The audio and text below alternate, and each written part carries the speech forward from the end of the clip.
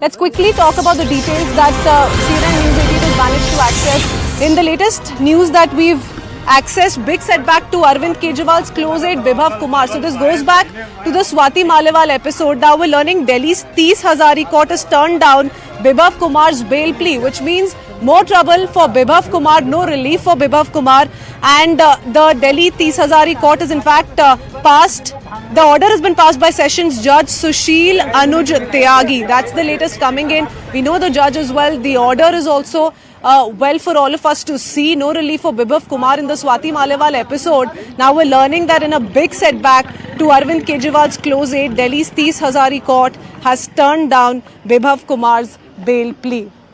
Now remember, there is a counter narrative which has been spoken of by Bibhav Kumar, the whole of Aam Aadmi Party as well. But keeping it to the legal aspect of things, let me go across to Ananya joining us with more details. Ananya, tell us about the court's observations and what does this mean really for the Aam Aadmi Party and Bibhav Kumar's defence?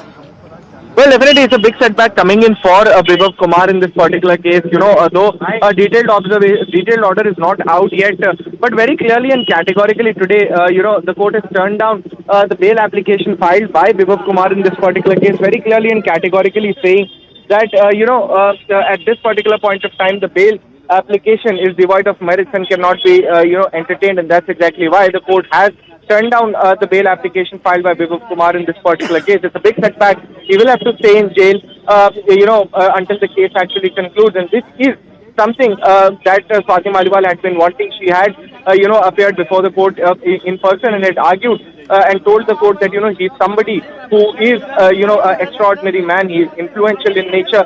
And in fact, he is not an ordinary PA, but somebody who enjoys, facilities, even those facilities that even ministers don't get.